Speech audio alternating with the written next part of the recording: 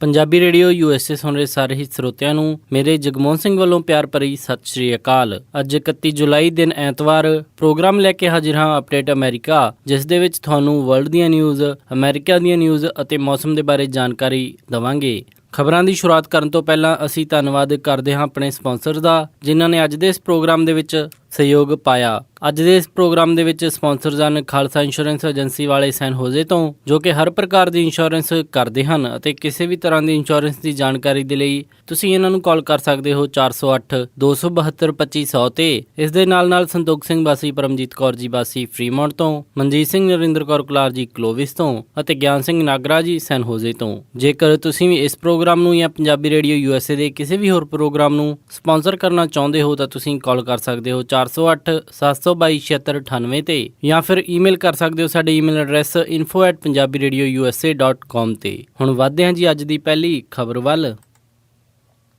ਅਫਗਾਨਿਸਤਾਨ ਦੀ ਰਾਜਧਾਨੀ ਕਾਬੁਲ ਦੇ ਵਿੱਚ ਹੋਏ ਜ਼ੋਰਦਾਰ ਟਰੱਕ ਬੰਬ ਧਮਾਕੇ ਦੀ ਜ਼ਿੰਮੇਵਾਰੀ ਤਾਲਿਬਾਨ ਨੇ ਲਈ ਹੈ। ਅਫਗਾਨਿਸਤਾਨ ਦੇ ਲੋਕਲ ਸਮੇਂ ਸੋਮਵਾਰ ਦੀ ਸਵੇਰ ਨੂੰ ਹੋਇਆ ਇਹ ਬੰਬ ਧਮਾਕਾ, ਜਿਸ ਦੇ ਅੱਗੇ ਖੜਾਕ ਪੂਰੇ ਸ਼ਹਿਰ ਦੇ ਵਿੱਚ ਸੁਣਿਆ ਗਿਆ। ਇਸ ਦੀ ਜ਼ਿੰਮੇਵਾਰੀ ਤਾਲਿਬਾਨ ਨੇ ਲਈ ਹੈ। ਅਧਿਕਾਰੀਆਂ ਨੇ ਹਜੇ ਤੱਕ ਇਸ ਬੰਬ ਧਮਾਕੇ ਦੇ ਵਿੱਚ ਜ਼ਖਮੀ ਹੋਣ ਵਾਲੇ ਜਾਂ ਮਰਨ ਵਾਲੇ ਵਿਅਕਤੀਆਂ ਦੀ ਸੰਖਿਆ ਨਹੀਂ ਦੱਸੀ ਹੈ। ਸੁਰੱਖਿਆ ਏਜੰਸੀਆਂ ਨੇ ਦੱਸਿਆ ਕਿ 4 ਅੱਤਵਾਦੀ ਪੂਰੀ ਤਰ੍ਹਾਂ ਹਥਿਆਰਾਂ ਦੇ ਨਾਲ ਲੈਸ ਮਿਲਟਰੀ ਆਰਗੇਨਾਈਜੇਸ਼ਨ ਦੇ ਕੰਪਾਊਂਡ ਦੇ ਕੋਲ ਹਮਲਾ ਕਰਨ ਦੀ ਕੋਸ਼ਿਸ਼ ਕਰ ਰਹੇ ਸਨ। ਨਾਟੋ ਦੀ ਪ੍ਰਵਕਤਾ ਨੇ ਦੱਸਿਆ ਕਿ ਇਸ ਪੂਰੀ ਸਥਿਤੀ ਦਾ ਜਾਇਜ਼ਾ ਲਿਆ ਜਾ ਰਿਹਾ ਹੈ। ਇਹ ਹਮਲਾ ਉਸ ਹਮਲੇ ਤੋਂ ਠੀਕ 1 ਹਫ਼ਤੇ ਬਾਅਦ ਹੋਇਆ, ਜੋ ਕਿ ਆਈਸਿਸ ਨੇ ਸ਼ਿਆਇਟ ਮਿਨੋਰਿਟੀ ਦੇ ਉੱਤੇ ਕੀਤਾ ਸੀ, ਜਿਸ ਦੇ ਵਿੱਚ ਤਕਰੀਬਨ 80 ਲੋਕ ਮਾਰੇ ਗਏ ਸਨ। ਤਾਲਿਬਾਨ, ਜੋ ਕਿ ਅਕਸਰ ਕਹਿੰਦਾ ਹੈ ਕਿ ਉਹ ਆਪਣੇ ਬੰਬ ਧਮਾਕਿਆਂ ਦੇ ਵਿੱਚ ਸਿਵਿਲੀਅਨਸ ਦੇ ਉੱਤੇ ਹਮਲਾ ਨਹੀਂ ਕਰਦਾ, ਉਹਨਾਂ ਨੇ ਕਿਹਾ ਕਿ ਇਸ ਕੰਪਾਊਂਡ ਦੇ ਕੋਲ ਸਿਵਿਲੀਅਨ ਲੋਕ ਨਹੀਂ ਬਲਕਿ ਆਰਮੀ ਦੇ ਲੋਕ ਰਹਿੰਦੇ ਸਨ, ਇਸ ਲਈ ਉਹਨਾਂ ਨੇ ਇੱਥੇ ਹਮਲਾ ਕੀਤਾ।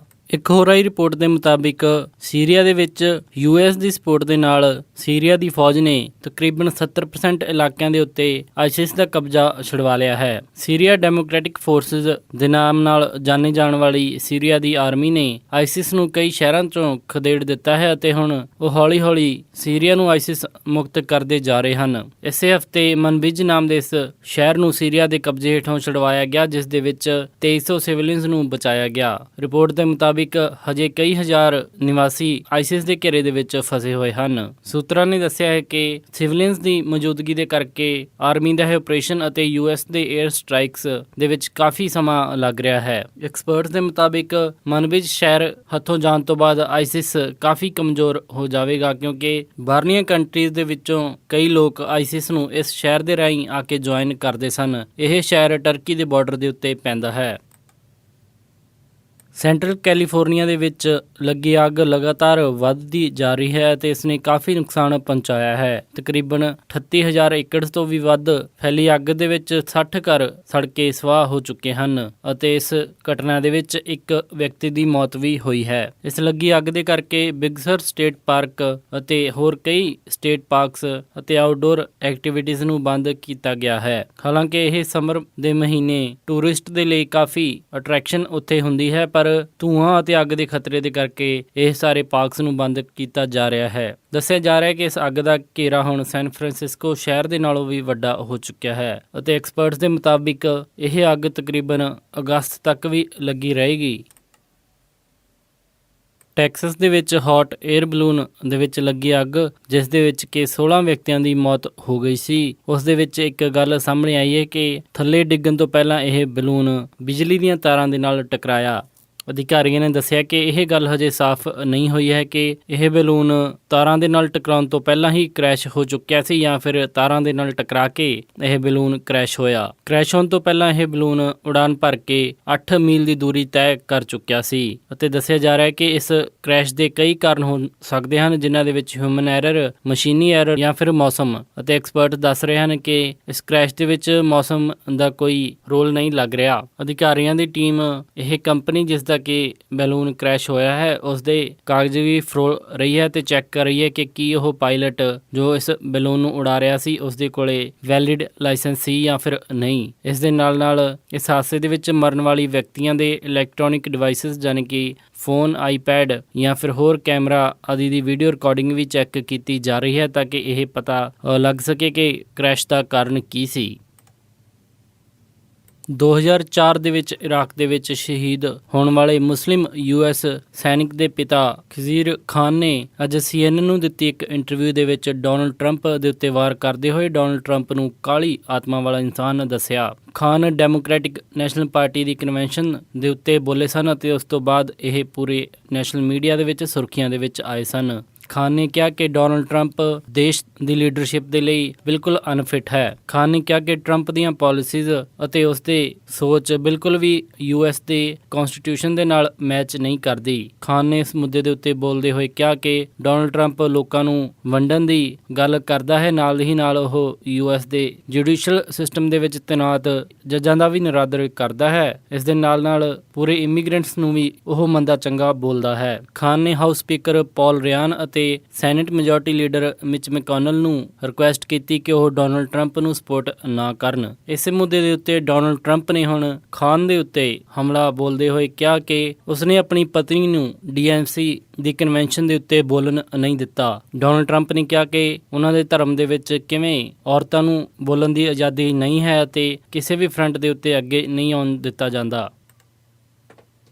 ਸਾਊਥ ਫਲੋਰੀਡਾ ਦੇ ਵਿੱਚ ਹੋਈ ਇੱਕ ਸ਼ੂਟਿੰਗ ਦੇ ਵਿੱਚ ਇੱਕੋ ਪਰਿਵਾਰ ਦੇ 3 ਮੈਂਬਰਸ ਦੀ ਮੌਤ ਹੋ ਗਈ ਹੈ ਅਤੇ ਇੱਕ 12 ਸਾਲ ਦੇ ਬੱਚੇ ਦੀ ਹਾਲਤ ਕਾਫੀ ਨਾਜ਼ੁਕ ਦੱਸੀ ਜਾ ਰਹੀ ਹੈ। ਪੁਲਿਸ ਨੂੰ ਸਵੇਰੇ ਤਕਰੀਬਨ 4 ਵਜੇ ਸਾਊਥ ਵੈਸਟ 115th ਐਵਨਿਊ ਦੇ ਉੱਤੋਂ ਇੱਕ ਕਾਲ ਆਈ ਅਤੇ ਜਦੋਂ ਉਹ ਘਟਨਾ ਸਥਲ ਦੇ ਉੱਤੇ ਪਹੁੰਚੇ ਤਾਂ ਇੱਕ 39 ਸਾਲ ਦੀ ਓਲਡ ਵੂਮਨ ਅਤੇ 19 ਸਾਲਾਂ ਦੀ ਕੁੜੀ ਇਹਨਾਂ ਦੀ ਲਾਸ਼ ਉਹਨਾਂ ਨੂੰ ਮਿਲੀ। ਇਸੇ ਘਟਨਾ ਦੇ ਵਿੱਚ 2 ਹੋਰ ਵਿਕਟਿਮ, ਇੱਕ 17 ਸਾਲ ਦਾ ਮੁੰਡਾ ਅਤੇ ਇੱਕ 12 ਸਾਲ ਦਾ ਮੁੰਡਾ, ਉਹਨਾਂ ਨੂੰ ਫੌਰਨ ਹਸਪੀਟਲ ਦੇ ਵਿੱਚ ਲਿਜਾਇਆ ਗਿਆ। ਹਸਪੀਟਲ ਦੇ ਵਿੱਚ ਵੱਡੇ ਮੁੰਡੇ ਦੀ ਉੱਥੇ ਮੌਤ ਹੋ ਗਈ ਅਤੇ ਦੂਸਰਾ ਆਪਣੀ ਜ਼ਿੰਦਗੀ ਅਤੇ ਮੌਤ ਦੀ ਲੜਾਈ ਲੜ ਰਿਹਾ ਹੈ। ਪੁਲਿਸ ਇਸ ਪੂਰੀ ਘਟਨਾ ਦੇ ਉੱਤੇ ਜਾਂਚ ਕਰ ਰਹੀ ਹੈ ਅਤੇ ਹਜੇ ਤੱਕ ਉਸਨੇ ਕੋਈ ਵੀ ਇਨਫੋਰਮੇਸ਼ਨ ਮੀਡੀਆ ਦੇ ਨਾਲ ਸਾਂਝੀ ਨਹੀਂ ਕੀਤੀ।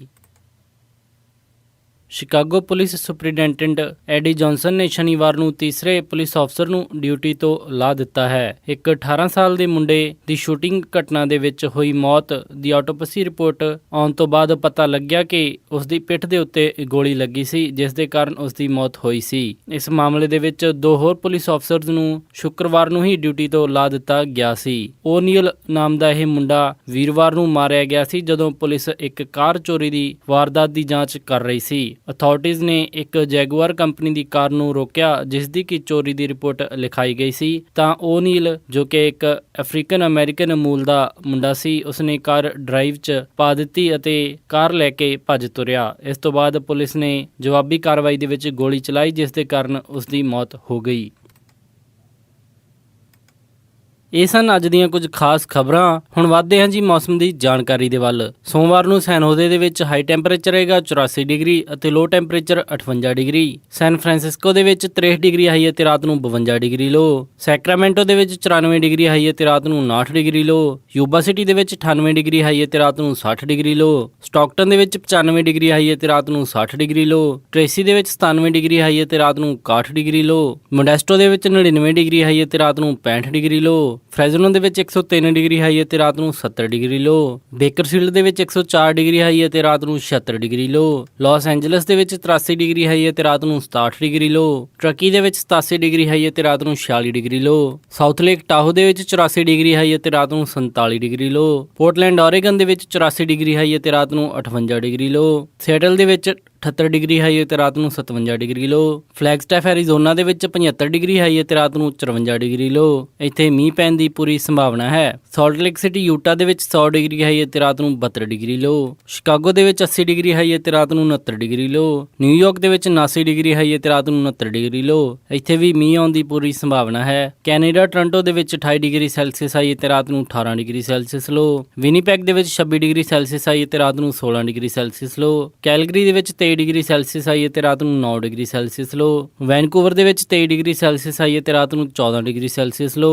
ਪੰਜਾਬ ਅੰਮ੍ਰਿਤਸਰ ਦੇ ਵਿੱਚ 33 ਡਿਗਰੀ ਸੈਲਸੀਅਸ ਹਾਈ ਅਤੇ ਰਾਤ ਨੂੰ 25 ਡਿਗਰੀ ਸੈਲਸੀਅਸ ਲੋ। ਮੈਲਬਨ ਆਸਟ੍ਰੇਲੀਆ ਦੇ ਵਿੱਚ 13 ਡਿਗਰੀ ਸੈਲਸੀਅਸ ਹਾਈ ਅਤੇ ਰਾਤ ਨੂੰ 7 ਡਿਗਰੀ ਸੈਲਸੀਅਸ ਲੋ। ਲੰਡਨ ਦੇ ਵਿੱਚ 19 ਡਿਗਰੀ ਸੈਲਸੀਅਸ ਆਈ ਅਤੇ ਰਾਤ ਨੂੰ 14 ਡਿਗਰੀ ਸੈਲਸੀਅਸ ਲੋ। ਬਰਲਿਨ ਦੇ ਵਿੱਚ 22 ਡਿਗਰੀ ਸੈਲਸੀਅਸ ਆਈ ਅਤੇ ਰਾਤ ਨੂੰ 12 ਡਿਗਰੀ ਸੈਲਸੀਅਸ ਲੋ। ਅਤੇ ਫਰਾਂਸ ਪੈਰਿਸ ਦੇ ਵਿੱਚ 24 ਡਿਗਰੀ ਸੈਲਸੀਅਸ ਆਈ ਅਤੇ ਰਾਤ ਨੂੰ 16 ਡਿਗਰੀ ਸੈਲਸੀਅਸ ਲੋ ਰਹੇਗਾ ਜੀ। ਇਹ ਸੀ ਜੀ ਮੌਸਮ ਦੀ ਜਾਣਕਾਰੀ। ਅੱਜ ਵੀਕਐਂਡ ਹੋਣ ਕਾਰਨ ਸਟਾਕ ਮਾਰਕੀਟ ਬੰਦ ਰਹੀ। ਅਗਲੀ ਸਟਾਕ ਮਾਰਕੀਟ ਦੀ ਇਨਫੋਰਮੇਸ਼ਨ ਦਵਾਂਗੇ ਜੀ ਸੋਮਵਾਰ ਦੇ ਅੰਕ ਵਿੱਚ। ਇਸੇ ਦੇ ਨਾਲ ਅੱਜ ਦਾ ਇਹ ਖਬਰਾਂ ਦਾ ਬੁਲੇਟਿਨ ਇੱਥੇ ਹੀ ਸਮਾਪਤ ਕਰਦੇ ਹਾਂ ਜੀ। ਇਜਾਜ਼ਤ ਦਿਓ। ਉਮੀਦ ਹੈ ਕਿ ਤੁਹਾਨੂੰ ਅੱਜ ਦਾ ਇਹ ਪ੍ਰੋਗਰਾਮ ਪਸੰਦ ਆਇਆ ਹੋਵੇਗਾ। ਕਿਸੇ ਵੀ ਤਰ੍ਹਾਂ ਦੇ ਫੀਡਬੈਕ ਦੇ ਲਈ ਤੁਸੀਂ ਸਾਨੂੰ ਕਾਲ ਕਰ ਸਕਦੇ ਹੋ 408 272 5200 ਤੇ ਜਾਂ ਫਿਰ ਈਮੇਲ ਕਰ ਸਕਦੇ ਹੋ ਸਾਡੇ ਈਮੇਲ ਐਡਰੈਸ info@punjabiradiousa.com ਤੇ। ਇੱਕ ਵਾਰੀ ਫਿਰ ਸਾਰੇ ਸਪਾਂਸਰਸ ਦਾ ਬਹੁਤ-ਬਹੁਤ ਧੰਨਵਾਦ। ਮਿਲਦੇ ਹਾਂ ਜੀ ਅਪਡੇਟ ਅਮਰੀਕਾ ਦੇ ਅਗਲੇ ਅੰਕ ਵਿੱਚ। ਤਦ ਤੱਕ ਲਈ ਸਾਰਿਆਂ ਨੂੰ ਪਿਆਰ ਅਤੇ ਸਤਿਕਾਰ ਭਰੀ ਸਤਿ ਸ਼੍ਰੀ ਅਕਾਲ।